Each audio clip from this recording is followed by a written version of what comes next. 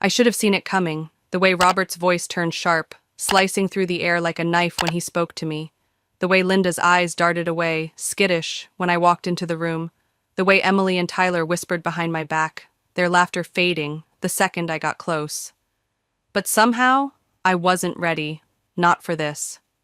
My boots scuffed the worn carpet of the James family living room, the air thick, heavy with something I can't name yet. My chest tightens, breath catching as Robert, my father, the man who's supposed to protect me, looks me dead in the eye and says it. You never brought anything good to this family, Phoenix. The words land like a fist to my gut. My breath hitches, and for a second I swear the ground beneath me tilts. I'm standing here, in the middle of our living room, with its sagging couch and faded curtains, but I suddenly feel like I don't belong, like I'm some stranger who wandered in off the street. Linda stands beside him, arms crossed tight over her chest, lips pressed into a thin, disapproving line. Tyler's sprawled on the couch, arms draped lazily over the backrest, watching this unfold like it's some cheap drama on TV. Emily's scrolling her phone, barely interested, her nails tapping the screen. I swallow hard, throat dry, and force the words out. Dad, what are you talking about? His face twists, like the question itself is an insult, like I've just proven his point. I mean exactly what I said, Phoenix, he snaps, his voice low, cutting. He sighs then, a heavy, exaggerated sound, like I'm exhausting him just by existing. You've never contributed anything to this family. You're a burden, a waste of time. A waste of time. I have to remind myself to breathe, my hands curling into fists at my sides, nails biting into my palms. My heart pounds against my ribs, loud, insistent. I've been working so damn hard, long hours, side hustles, building something they don't even know about. But to them, it's nothing. I'm nothing. Linda finally speaks, her voice soft but cold. It's not just about the money, Phoenix, it's about you. You've always been difficult. Difficult. The word stings more than I expect, sharp and bitter, lodging itself deep. I blink, staring at her, at the woman who used to braid my hair, who cried when I graduated high school. Now she's looking at me like I'm a problem she can't solve. Difficult? I say, my voice calmer than I feel, though inside I'm unraveling. You mean difficult as in not doing everything you say? Difficult as in trying to live my own life instead of being your personal servant? Robert's jaw clenches, his eyes narrowing, and I know I've crossed a line, but I don't care. Not anymore. The room feels smaller, the walls pressing in, and all I can hear is my own pulse, thundering, drowning out the silence from Emily and Tyler. They don't even look up. I'm alone here, and maybe I always have been. Watch your tone, Robert growls, his voice a warning, but it's too late. The air's already crackling, charged with years of unspoken resentment. My hands tremble, fists still clenched, and I let out a sharp breath, trying to steady myself. The living room's a cage now, the faded wallpaper and old photos mocking me. Pictures of a family I don't recognize anymore. Linda's still standing there, arms locked across her chest, her face a mask of exhaustion, like I've worn her out just by being her daughter. I work hard, I say, my voice steady now, cutting through the haze. I'm responsible. I've never asked you for anything. My eyes flick to Robert, then Linda, searching for something. Regret, maybe, or guilt. But there's nothing, just cold certainty. Robert steps closer, his shadow looming, and I hate how small I feel, how my knees want to buckle. And yet, he says, slow, deliberate, you still bring nothing of value. Nothing of value. The words echo, hollowing me out. He shakes his head, like I'm a lost cause. Look at Emily, she's got a stable career. Look at Tyler, he's got his life figured out. But you? You're wasting your time chasing things that'll never amount to anything. I glance at Emily, still glued to her phone. She's stable because Robert pulled strings for her job. Tyler, slouched and smirking. He's never had to fight for a damn thing, handed everything on a silver platter. And me? I've built it all myself, brick by brick in secret, but in their eyes, I'm nothing. Linda exhales, a sound like relief, and I realize what's coming before she says it. We've given you every opportunity, Phoenix, Robert says, folding his arms, and you've thrown them away. We're done wasting time on you. My breath slows, measured, deliberate, as the room blurs around me. Their voices fade to a dull hum, and I'm spinning through memories. Late nights, helping Linda when she was drowning, staying up with Emily after her breakups, loaning Tyler cash he never paid back. None of it matters. I never mattered. So what are you saying, micromom? I ask, my voice flat, cutting through the fog. Robert doesn't hesitate. We're saying we're done. Linda nods, a small final gesture. You should leave, Phoenix, she says, and it's not anger in her voice, it's certainty, like this has been coming for years. Emily looks up for the first time, eyebrows raised. Tyler blinks like he didn't expect this to stick. Even Linda hesitates, her fingers tightening around her wrist. But it's too late. They're serious. This isn't a threat. It's a severance.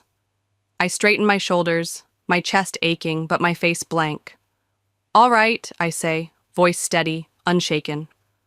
Robert raises an eyebrow, surprised. All right, he repeats like he expected me to beg. Yeah, I say, meeting his gaze. I'll leave. The words hang there, heavy, final, and for once they don't know what to say. I've called their bluff, or maybe it was never a bluff at all. My hand's on the doorknob, cold metal biting my skin, and I pause, looking over my shoulder one last time. Robert's still standing there, arms folded, his scoff echoing in my ears. You'll regret this, but I'm already halfway gone.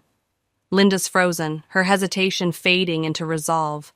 Emily's finally off her phone, staring like she's seeing me for the first time. Tyler's mouth twitches, unsure. The living room blurs, couch, curtains, photos, and it's not mine anymore. Maybe it never was. All right, I say again, voice steady, cutting the silence like a blade. I step outside, the night swallowing me whole, cold air hitting my face, sharp and clean. My suitcase thumps against the porch, a single lifeline in my grip, and I don't look back. Not at the house, not at them. The weight's still there, pressing against my chest, their rejection a bruise I'll feel for days, but something else stirs too. Something small, flickering, freedom, maybe, or the ember of what I've been building in secret. They don't know. They think they're cutting me off, tossing me out like trash, but they don't see it. The online store I've nursed for 2 years, the late nights, the quiet wins. They think I'm nothing, but I've got something, and it's mine. Robert's voice rings in my head. Don't be dramatic. And I almost laugh, the sound catching in my throat as I walk down the street, the house shrinking behind me. Dramatic? This is survival. The air's crisp, stinging my lungs, and my boots hit the pavement, steady, sure. For the first time in years, I'm not scared of them. Not Robert's anger, not Linda's silence, not Emily and Tyler's indifference. They'll regret this, I'd said, and maybe they will. But me? I'm done looking back. I'm done proving anything to them. The night stretches out, dark and endless, and I step into it, free. The night I left, I landed on Harper Davis's couch, my suitcase shoved into a corner of her cramped apartment, the city's hum seeping through thin walls like a restless heartbeat. My back aches now, the springs digging into me after weeks of crashing here, and my fingers are raw from typing, eyes gritty from staring at screens until dawn. It's brutal, days bleeding into nights, freelance gigs barely paying the bills, my secret online store inching along too slow to call it progress.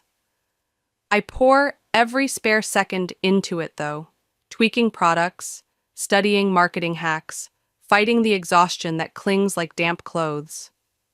The air smells of stale coffee and Harper's cheap candles, and some nights I lie awake, ceiling spinning, Robert's voice creeping in. A waste of time. It's a whisper I can't shake, curling around my ribs, tightening until I can barely breathe. But I shove it down, harder every time, because I won't prove him right. Harper pads around in her pajamas, tossing me a granola bar or a tired grin. Her voice soft when she asks, "You okay, Phoenix?"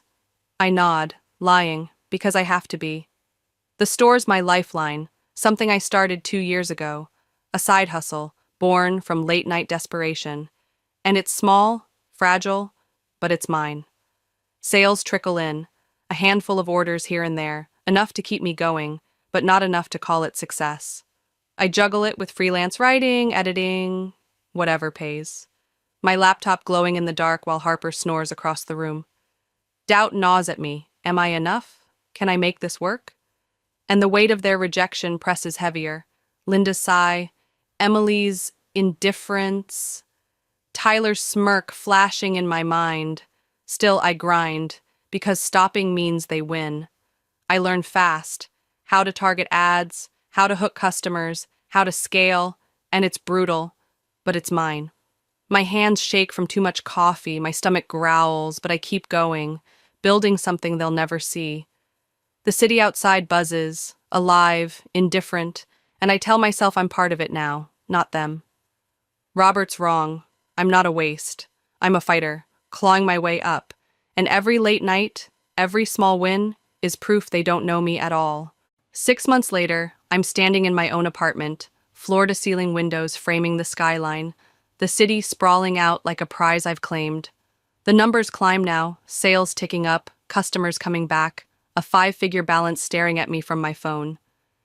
And my chest swells, not with pride, but with proof. I'm winning, and they don't even know it. The couch is new, soft under my fingertips, the kitchen gleaming with things I could never afford before. A coffee maker, a real bed, a life I built with no handouts, no strings. The air smells clean, sharp, like possibility, and I lean against the glass, watching the lights glitter below. Mine now, not theirs. It didn't happen overnight. Those first months were hell, scraping by, crashing at Harper's, pouring everything into the store until it started to shift. I figured it out. Marketing strategies that clicked, products people wanted, a network that grew, and slowly, the trickle turned into a stream. Orders piled up, bank account growing, and one day, I checked it and froze. 5 figures, real money, mine. I moved out then, left Harper's couch with a hug and a promise to pay her back, and found this place. Modern, open, a space that screams, I did this. No Robert pulling strings like he did for Emily. No Tyler coasting on their dime. Just me, my hands, my fight. Their voices still linger sometimes. You never brought anything good. But they're fading, losing their bite.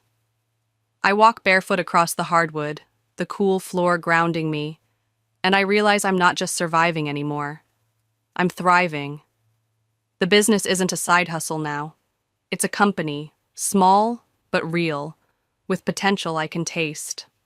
I buy what I want, a jacket I'd eyed for years, books I'd only borrowed, and it's not about the stuff, it's about the power. I don't need them, never did, and standing here, the city humming beyond the glass, I feel it. I've outgrown them. They thought I'd fail, but I'm rising, and this is just the start. 2 years in, I'm in my office, sleek, mine, a view of the world I've conquered, when my phone buzzes, shattering the quiet. Robert's name flashes first, then Linda's, then Emily's, voicemails piling up like debts I never owed. Their voices crack through the speaker, weak now, begging, and my stomach twists, not with fear, with power. 2 years of silence, not a birthday text, not a check-in, nothing, and suddenly I'm their savior. I lean back in my chair, the leather cool against my skin, and let the messages play, each one more desperate than the last. Robert lost his job, the house is slipping, they're drowning, and they need me. I ignore them at first, let them stew, watching the screen light up day after day. A week later, Linda's voice trembles through a voicemail, shaky, almost unrecognizable. Phoenix, please, we're struggling. Your father lost his job, the house. It's in danger. We don't know what to do. I tap my fingers on the desk, the city humming outside, and a slow smile creeps up. Not joy, satisfaction. They thought I'd crash, burn out, prove them right. But here I am, the one they're crawling to. My office is proof. Polished wood, a view they'd never afford now. And their pleas are music, a rhythm I didn't know I'd crave. Emily texts next, blunt, entitled, "We need to talk." Then Tyler, casual, like nothing's changed. "Hey, call us." I don't.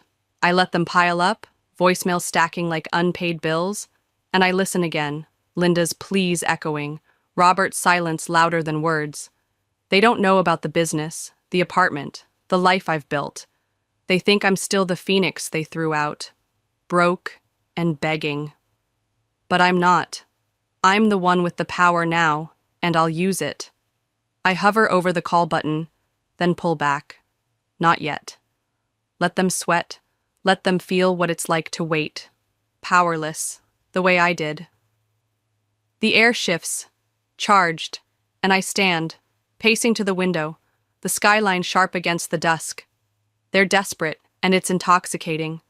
Robert's pride crumbling, Linda's exhaustion, Emily and Tyler finally seeing me. I'm not their burden anymore. I'm their last hope. My phone buzzes again, Linda's number, and I let it go to voicemail, knowing I hold the reins. They don't get it yet, but they will. I'm not just surviving, I'm winning. And when I answer, it'll be on my terms. I chose the restaurant downtown, sleek and upscale, the kind that needs reservations weeks out, the kind they'd never step foot in now. When I walk in, I see them instantly, Linda's hands folded tight on the table, her eyes darting like she's trespassing, Robert sitting stiff, jaw clenched, pride hanging by a thread, Emily's tapping her nails, irritated, and Tyler's slouched, quiet for once. They're out of place here, uncomfortable, and I feel it, the shift. For the first time, I'm not the outsider, they are. I take my seat, place my phone on the table, and let the silence stretch, taut, heavy, a wire ready to snap. Let's cut to the chase, I say, voice cool, measured. Robert's jaw ticks, but he doesn't speak, so I do. You need money. It's a statement, flat, no pity, just facts. Linda nods, quick, desperate, and Robert exhales sharply, a sound I know too well. Frustration, barely contained. We just need some help getting back on our feet, Linda says, her voice soft, careful, like she's stepping on glass. Alone. We'll pay you back, of course. I smile, slow, deliberate, and lean forward. You must think I'm an idiot. Robert flinches. Emily's mouth parts slightly, and Tyler shifts, eyes flicking up. You want my money? I continue, voice steady, cutting. But I want something in return. Robert frowns, deep lines etching his face. Phoenix, we're your family. I hold up a hand, sharp, stopping him cold. You stopped being my family when you threw me out. The words land hard, a sharp silence swallowing the table. Emily scoffs, rolling her eyes. Are you seriously holding a grudge? It was years ago. I turn to her, my stare cold, unyielding. If you lost everything tomorrow, would you expect me to help you?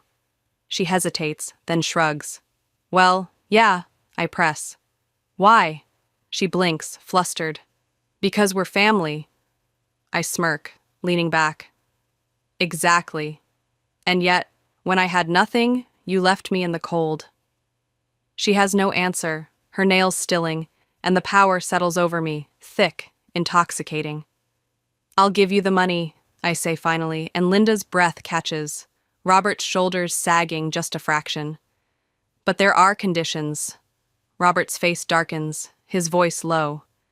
Phoenix, we're not here to make a deal. I gesture toward the door, casual, unflinching. Then leave. Go find someone else to beg. He doesn't move. Of course he doesn't, because they've got no one else. I fold my hands on the table, calm, in control. Here's how this works. I don't do loans. If I give you money, I own something in return. Robert tenses, his voice tight. Own what? I shrug, letting it hang. Your house. Linda gasps, a small, broken sound. Phoenix, no. I tilt my head, cutting her off. You need cash, I need investments. I'll buy it at market price. You stay, pay me rent, default, and you leave. Shock ripples through them. Linda's hands trembling, Robert's fists clenching, Emily glaring, Tyler staring at the table. They didn't expect this. Thought I'd hand over cash like some naive kid still chasing their love. Not anymore. Take all the time you want, I say, standing, grabbing my bag. But the deal expires in 24 hours. I walk out, their silence trailing me, and I don't look back. 2 days later, my phone rings from my office, the city buzzing beyond the glass, my world solid, unshaken. It's Linda again, her name flashing, and I pick up this time, leaning back in my chair, the skyline sharp against the dusk. Phoenix, we need to talk, she says, her voice small, frayed, and I smirk, twirling a pen between my fingers. I figured you'd say that. She hesitates, a heavy pause stretching over the line. Can we meet? I don't miss a beat. Number we already met. I gave you the deal. It's not my job to chase you for an answer. I hear her sigh, exhaustion seeping through, and it's almost pitiful. Almost. Your father, she starts, then stops like the words are stuck. What about him? I ask, voice flat, emotionless. She clears her throat, softer now. He doesn't want to take the deal. I laugh, short, sharp, the sound bouncing off the glass. Of course he doesn't. What does he expect then? For me to just give him the money out of the kindness of my heart? Silence answers me, thick, telling, and I shake my head, amused. Wow, he really doesn't get it, does he? Phoenix, please, she whispers, and I roll my eyes, patience thinning. No! But she cuts in, her voice breaking slightly.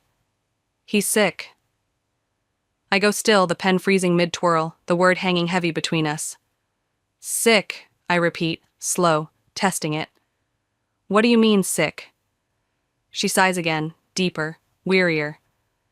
He hasn't told anyone outside the family, but he was diagnosed last year, heart condition. It's getting worse. My mind races, processing, weighing. Robert, sick, the man who towered over me, who cut me down, now frail. I close my eyes, jaw clenching, and ask, why are you telling me this now? Because, she hesitates, voice trembling, maybe you'll understand why it's so hard for him to accept help from you. I let out a slow breath, the same old excuse ringing in my ears.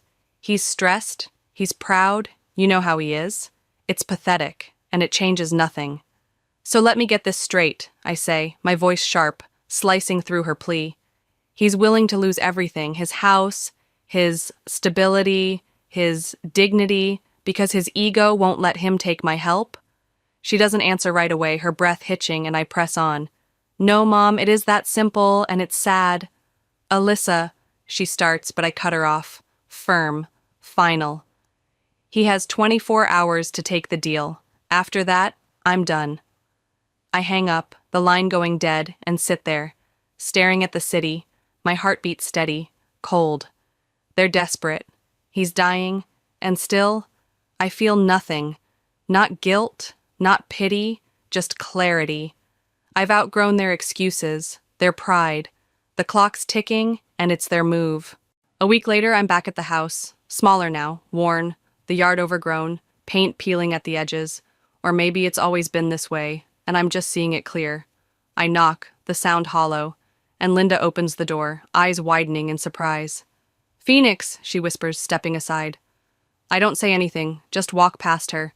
The living room unchanged, couch, curtains, photos. But it's not theirs anymore. It's mine, and they know it. I move down the hallway, boots echoing on the hardwood, toward Robert's room. my chest tight, but my steps sure.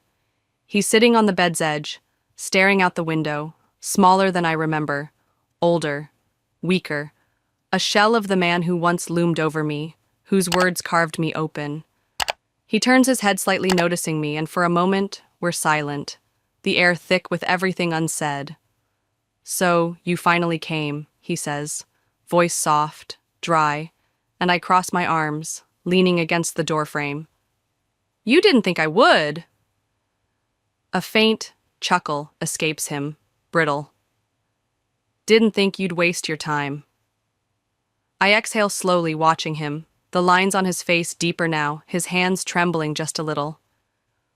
"That's funny," I say, my tone even, deliberate. 2 years ago, you told me I was the one wasting time, that I had nothing to offer." His lips press together, and I see it. The flicker of the old Robert, the one who disowned me. But it's gone fast, replaced by something tired, broken. He knows what I'm doing, wants him to say it, admit it, but he just sighs, heavy, defeated. "I suppose you're here to gloat." I tilt my head, considering. Would it matter if I was? His expression darkens, just for a second, but he's too worn to fight. I step forward, pulling a paper from my jacket, the deed to the house, and set it on the nightstand beside him. He glances at it, frowning. "What's this?" I shrug, casual, final. "The deed. I signed it over to Mom." His head snaps up, eyes wide, searching mine. "What?" "You wanted it," I say simply. "It's yours. You'll just figure out the rest on your own." I turn, heading for the door, but his voice stops me. Different now, not angry, not proud, just raw. "Wait." I pause, half turning, my gaze meeting his. "Why?" he asks, and I take a slow breath, letting it settle. "Because I don't need this anymore." His lips part, but no words come, and I don't wait for them. "Phoenix," he says, softer, but I keep going. "You spent your life thinking power meant control," I say, my voice steady, cutting. "Keeping people small so you could feel big. But real power is knowing you don't have to prove anything anymore." I walk out, past Linda's stunned face, out of the house, and into the night, leaving them behind for good. I'm done fighting ghosts. They're nothing to me now. I drive home that night, windows down, cool air rushing against my skin, the city lights blurring into streaks behind me. The weight's gone, years of fighting, of craving their approval, then proving I didn't need it, dissolving into the wind, light, free. I thought revenge would fix it, that making them suffer would erase the pain they'd carved into me. But it didn't. They're suffering already, not because of me, but because of who they are, because their pride kept them small, their choices made them miserable. And me? I've got everything I ever wanted. A life I built, a future that's mine. The road stretches out, dark, endless, and I let it pull me forward. No destination, just motion. For so long, I thought I'd need them to see me, to lose everything so I could win, but I don't. I'm enough, always was. And the realization settles deep, quiet, true. The air smells of rain, sharp and clean, and my hands loosen on the wheel, the tension bleeding out. Robert's sick, Linda's broken, Emily and Tyler are lost, but that's their story, not mine. I'm not their failure, not their mistake. I roll the windows lower, the breeze tugging at my hair, and for the first time in years, I feel it. Freedom. Real. Unburdened. I don't need their house, their guilt, their regret. I've outgrown them, surpassed them, and this victory, it's not about their ruin, it's about my peace. The city fades in the rear view, a chapter closing, and I smile, soft, to myself. I'm my own story now, my own power, my own win. The road hums beneath me, open, alive, and that's all I need. Me, whole, free. That's enough. What does it mean to pour your heart into a place, only to have it stripped down to numbers on a screen? I'm Riley Thompson, a 35-year-old veterinarian who thought I'd found my life's calling at Oakwood Animal Clinic in Lexington, Kentucky. For 14 years, I'd built a home here, stitching together trust with every vaccination, every late-night emergency, every tearful goodbye to a beloved pet. But on a crisp April morning in 2025, as I sat across from a man in a suit who didn't know the names of the dogs in our waiting room, I realized that my world was about to change, whether I wanted it to or not. I was in Brian Hayes' office, the new regional manager from Brightpaw Veterinary Partners, who'd taken over Oakwood just 3 weeks earlier. His tablet glowed with charts as he tapped the screen with a manicured finger. "Your profit margins are too low, Riley," he said, his voice clipped and corporate. "I see 3 areas for immediate cost cutting, starting with employee compensation." I blinked, my coffee mug frozen halfway to my lips. He went on, unfazed. "Nothing personal, Dr. Thompson, just business. Your salary needs to align with industry standards. Effective next pay cycle, it's 60% of your current rate. A 40% pay cut. After 14 years of building this clinic from a 2-room operation into a community cornerstone, my work was worth less than 2/3 of what it had been." My heart pounded, but I managed to calm. "I understand this is a transition period. When would these changes take effect?" Brian barely looked up from his tablet. "Next pay cycle. We'll need your decision by Friday." As I left his office, my mind reeled, replaying the years I'd spent here. I'd started at Oakwood straight out of vet school, a nervous 21-year-old learning to suture wounds and soothe anxious pet owners. Under Dr. Harrington, the clinic's founder, we'd grown into a trusted fixture in Lexington, where families brought their puppies for first shots and their aging cats for final farewells. My apartment walls were a mosaic of thank you cards, photos of pets I'd saved, and crayon drawings from kids whose animals I'd nursed back to health. I'd handwritten sympathy cards after losses and celebrated recoveries with clients who felt like family. My cell phone was saved in countless contacts as Dr. Riley for emergencies. This wasn't just a job, it was my life's work, and now it was being dismantled by a man who saw it as a line item. I paused at the reception desk where Valerie, our receptionist of 12 years, was updating patient records. Her face, usually bright with a smile for every client, was etched with worry. "You too?" I whispered, mindful of the families in the waiting room. A golden retriever sat patiently beside an elderly man. A woman cradled a cat carrier, and a child petted a rabbit in her lap. Valerie nodded, her voice low. 30% cut, plus reduced hours. What are you going to do, Riley?" I glanced at the waiting room, at the trust we'd built over the years, and felt a spark of resolve. "I don't know yet," I said, "but something tells me things are about to change around here." The clinic hummed with its usual rhythm, barking dogs, ringing phones, but beneath it, a shadow loomed. Brightpaw had promised to honor Oakwood's values when Dr. Harrington sold the practice, but Brian's words echoed in my mind, just business. I looked at the photos on the wall, of pets I'd known since they were born, and knew I couldn't let that shadow swallow everything we'd built. How do you decide to walk away from a place that's shaped your soul? That question haunted me as I navigated the next few days at Oakwood Animal Clinic, where the air felt heavier, charged with the unease of change. I'm Riley Thompson, and after 14 years of stitching together Lexington's pet community, I faced a choice: accept a 40% pay cut from Brightpaw Veterinary Partners, or fight for the values I'd spent my career upholding. By Tuesday, as I moved through appointments with the same care I always had, I began to see the cracks in Brightpaw's promises and the first glimmers of a path forward. During lunch in the break room, I sat with Thomas, our newest veterinarian at 32, who'd joined us 6 months ago from a Brightpaw practice in Nashville. His salad sat untouched as he leaned in, his voice low. "You've worked with Brightpaw before, right?" I asked, hoping for insight. He nodded grimly. 3 years. It's always the same: cost-cutting, then efficiency improvements, then pressure to upsell services. I frowned, suspecting the answer, but needing to hear it. And the care quality? Thomas pushed his fork through his salad.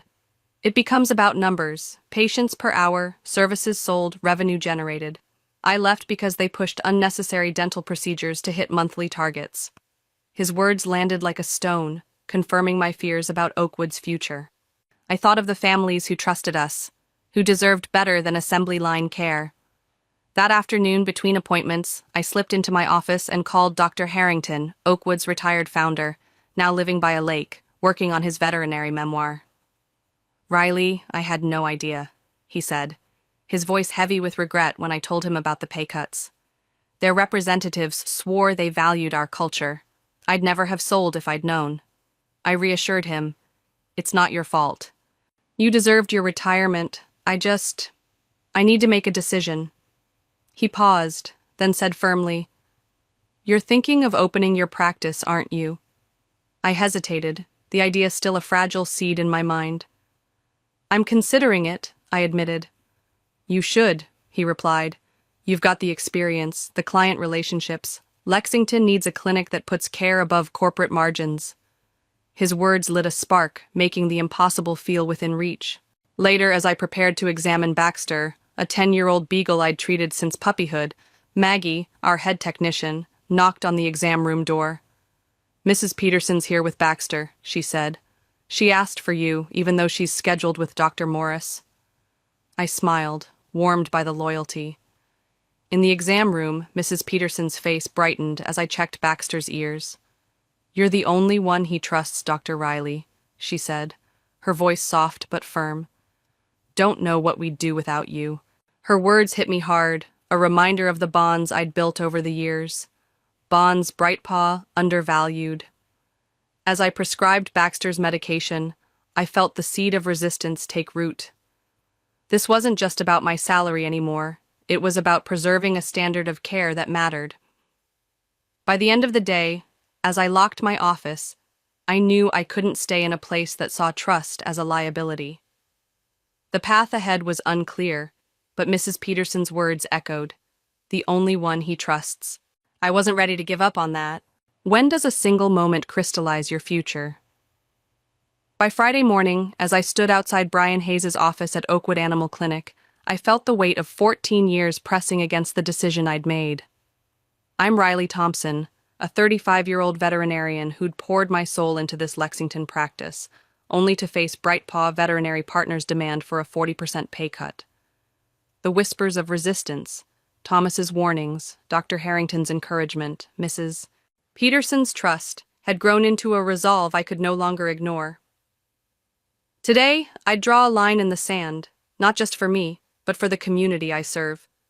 I knocked on Brian's door at precisely 9 a.m., clutching an envelope. He was mid-video call, his back half-turned. "I'll call you back," he muttered to the screen, swiveling to face me. "Riley, good. Have you made your decision?" His tone was distracted, as if my answer was a formality. I handed him the envelope, my voice steady. "I have. This is my 2 weeks' notice." His professional mask slipped, revealing a flicker of surprise. "You're quitting over a standard market adjustment?" he asked, leaning back. "I'm pursuing a new opportunity," I corrected, keeping my plans vague. "I wanted to inform you properly, with time to arrange coverage for my patients." Brian studied me, then shrugged, reaching for the letter. "We'll have HR prepare your exit paperwork.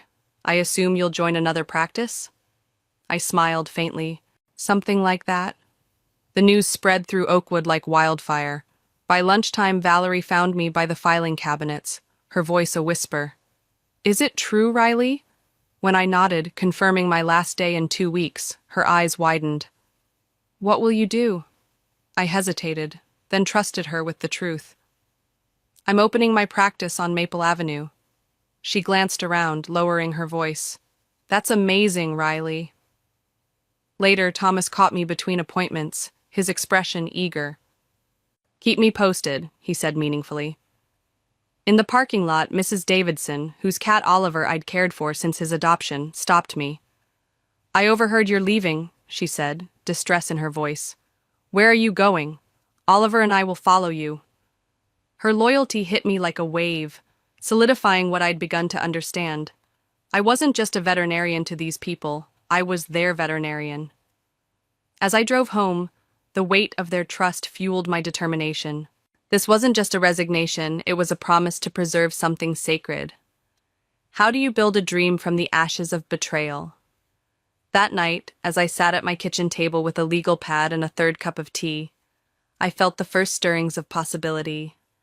I'm Riley Thompson, and after resigning from Oakwood Animal Clinic, where Brightpaw's corporate grip threatened the care I'd spent 14 years perfecting, I was charting a new course. The decision to open Riverbank Animal Hospital wasn't just a career move, it was a rebellion against a system that valued profit over trust. With 2 weeks until my final day, I dove into the logistics of turning a vision into reality. My evenings became a blur of research. I scoured commercial real estate listings, zeroing in on a storefront 7 miles across Lexington, a former pediatrician's office with exam rooms and plumbing already in place. I called a local bank where I'd been a customer for a decade, securing a small business loan with terms that felt like a handshake of trust. My laptop glowed with spreadsheets, equipment costs, lease agreements, staffing projections. I reached out to 3 former colleagues who'd launched their practices, their advice a lifeline. Start small, but dream big, one said. The more I planned, the more the idea took shape, like a puzzle snapping together.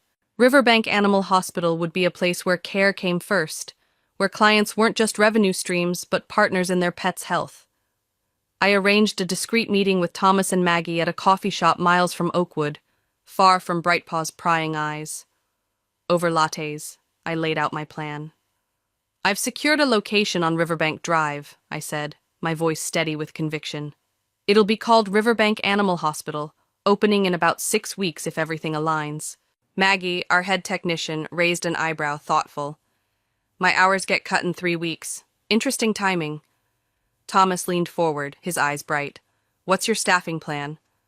I met his gaze. I need a veterinarian who shares my philosophy of care and an experienced lead technician. Their smiles were all the confirmation I needed. By the time we left, Riverbank had its first unofficial team members, bound by a shared belief in doing things right. Back in Lexington, I met a medical supplier rep for lunch, a trusted contact from years of equipment orders. We value relationships too, he said, offering favorable terms for Riverbank's startup. We've seen what happens when Brightpaw takes over, quality tanks. We're happy to back independent practices. His support felt like another piece falling into place, a reminder that I wasn't alone. At Oakwood, I kept my plans quiet, but clients sensed something. During an appointment, Mrs. Thompson, whose terrier Max had an ear infection, lowered her voice. So where will your new practice be, Dr. Riley? Max won't see anyone else. I deflected carefully, aware of the new microphone on the exam room computer, part of Brightpaw's quality assurance program. I haven't finalized anything yet, I said, but her knowing nod told me word was spreading. Each conversation strengthened my resolve. Valerie slipped a note onto my desk, listing 20 clients who'd called asking about me, with a postscript. When you're ready to hire a receptionist, call me first. At home, I added her name to my staffing list, my legal pad now a blueprint for a future I could taste. The challenges were daunting. Temporary equipment rentals, tight timelines, but the momentum was undeniable. As I finalized the lease agreement, my phone buzzed with a text from Maggie. Whatever you're planning, count me in. I smiled, the weight of Brightpaw's shadow lifting. Riverbank wasn't just a building. It was a promise to the families, pets, and colleagues who believed in me. With every step, I was crafting a place where trust would always come first. When does a fight for what's right force you to confront how far you'll go? In my final week at Oakwood Animal Clinic, as I counted down to my last day, Brightpaw veterinary partners tightened their grip, testing my resolve. I'm Riley Thompson, a 35-year-old veterinarian who'd resigned to start Riverbank Animal Hospital, carrying the trust of Lexington's pet families with me. But Brightpaw wasn't letting go without a fight, and their tactics, exploitative protocols, patient reassignments, legal threats, pushed me to protect the values I'd pledged to uphold, no matter the cost. On Wednesday, a breakroom bulletin board revealed Brightpaw's latest move, a new fee schedule with 30% price hikes.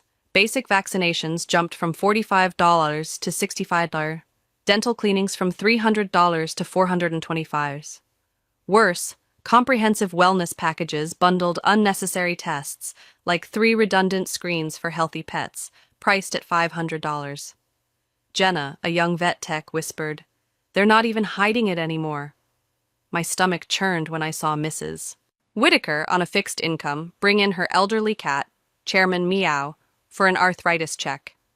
The protocol demanded I push the senior panel, despite normal results 2 months prior. "Is this necessary so soon?" she asked, concern etching her face.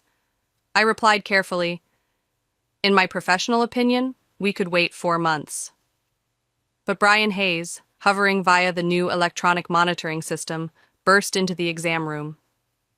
"Mrs. Whitaker, I'm Brian, regional manager," he said with a practiced smile. "Let's schedule Chairman's senior wellness package today." His pressure tactics, implying neglect, dangling a one-time discount, coerced her agreement, her hands tightening on her purse. After she left, Brian pulled me aside. "When we recommend a protocol, Riley, we expect full support." I kept my voice low but firm. "Those tests are unnecessary. This isn't healthcare, it's revenue." He smirked. "It's standardized care. Your attachment clouds your judgment." That night, updating Chairman Meow's file, I found a chilling note. "Patient transfer to Dr. Morris, effective immediately. Dr. Thompson is no longer the primary veterinarian." A quick check showed my entire patient list reassigned. Brightpaw was severing my client bonds before I could leave. At 2 a.m., I emailed my lawyer. "Need to accelerate Riverbank's timeline. How soon can we open? Even limited." Her reply came swiftly. "With temporary equipment and creative scheduling, potentially 2 weeks." Sleep finally came, fueled by a fire to outpace Brightpaw's schemes. The next day, Brian called me into his office, his confidence now laced with irritation. "Clients are asking about your plans," he said, tapping his pen. "You're aware of your non-solicitation obligations?" I nodded calmly. "I've been clear. I have no concrete plans to announce." He leaned forward. "Brightpaw won't tolerate attempts to undermine our investment." I held his gaze, unmoved. Late that afternoon, he offered to reconsider my pay cut, a desperate pivot I declined. My vision for Riverbank was set, and no last-minute bribe could sway me. What does it feel like to build a home for trust, against all odds? 17 days after leaving Oakwood Animal Clinic, I stood in Riverbank Animal Hospital's freshly painted lobby, heart racing as Lexington's pet families proved their loyalty. I'm Riley Thompson, a 35-year-old veterinarian who defied Brightpaw's corporate chokehold to create a practice where care trumped profit. As Riverbank's doors opened, I realized this wasn't just a new beginning. It was a testament to a community that refused to let trust be bought. Our soft opening was meant to test systems with a handful of appointments, as I'd only contacted 20 clients with urgent pet needs. But at 8:45 a.m., I peered out the window to see a line stretching across our parking lot and down the sidewalk. Families clutching leashes, carriers, even a tortoise in a box. "Did you call all these people?" Thomas, my second veterinarian, asked, eyes wide. "No," I said, stunned. Valerie, now our receptionist, grinned from the desk. Word got around. As we opened, familiar faces poured in. Mrs. Peterson with Baxter the Beagle, the Garcias with 3 rescue cats, Mr. Johnson with his ancient tortoise, Methuselah. "We saw on the community Facebook page you were opening," Mrs. Peterson explained. No one wanted to miss it. By lunch, we'd registered over 70 pets. By closing, over 140. Clients brought cookies, cards, and a family-delivered pizza for the staff. Each gesture, a child's drawing, a heartfelt, "We followed you, Dr. Riley," wove a tapestry of support that left me breathless. The next week, a text from an Oakwood colleague hinted at Brightpaw's unraveling. "Emergency meeting tomorrow, schedules empty." Riverbank, meanwhile, thrived. We expanded hours, hired extra staff, and by month's end, over 800 pets, 70% of Oakwood's former clients, filled our system. Word of mouth, fueled by neighborhood pet groups and a local paper ad, drove the influx. "Everyone's talking about how you stood up to that corporate chain," a client said, her Labrador puppy squirming. I hadn't meant to become a symbol, but Lexington embraced Riverbank's transparent fees and personalized care, a stark contrast to Brightpaw's price gouging. 3 months in, Dr. Harrington, Oakwood's retired founder, visited. "You've created something special, Riley," he said, surveying the bustling clinic. "I should have approached you before selling." I squeezed his arm. It worked out as it should. Clients greeted him warmly, their loyalty to Riverbank a bridge to Oakwood's past. That afternoon, an email from Brian Hayes landed in my inbox, requesting a meeting to discuss Lexington's veterinary landscape. I smiled, typing a reply from my office, surrounded by wagging tails and purring patients. "Available next Tuesday, 2 p.m. His earlier words, "just business," echoed, now hollow against Riverbank's success. I'd built more than a practice. I'd crafted a sanctuary where trust was currency, where every pet and family mattered. As I saved a client file, a photo on my desk, a child's drawing of me with her kitten, caught my eye. This was the place I was always meant to create, a legacy of care that no corporate spreadsheet could erase. As I sit in my office, surrounded by the hum of a practice that Lexington's pet families helped me build, I realize the truest lesson life has etched into my soul. Courage isn't the absence of fear, but the choice to act despite it. I'm Riley Thompson, a 35-year-old veterinarian who learned that standing for what matters, trust, integrity, the quiet bonds between people and their animals, requires risking the comfort of the known for the uncertainty of a dream. There were nights when doubt gnawed at me, whispering that I'd lose everything by defying a system that saw care as a commodity. Yet every time I wavered, I thought of the families who entrusted me with their pets' lives, of the wagging tails and purring hearts that deserved more than a corporate checklist. That trust, fragile as a kitten's first breath, became my compass. It taught me that real strength lies in building something true, even when the path is steep and the stakes feel crushing. I learned to lean on the community I'd served, to trust that they'd see my heart in every choice I made. Their loyalty, like a patchwork quilt stitched with shared moments, showed me that no force, no matter how powerful, can break the bonds forged by genuine care. This lesson isn't just about my work, it's about life. Whether it's a veterinarian in Kentucky or a teacher in a small town, we all face moments where we must choose between bending to pressure or standing tall for what's right. I've learned that the risk of action, though daunting, paves the way for a legacy that endures, not in profits or titles, but in the lives we touch. Now, when I look at the drawings pinned to my fridge, sent by children whose pets I've saved, I know that courage, fueled by trust, can transform a single choice into a beacon for others. It's a lesson I'll carry forever, a reminder that the heart of any fight is the belief that what we build together is worth every step through the dark.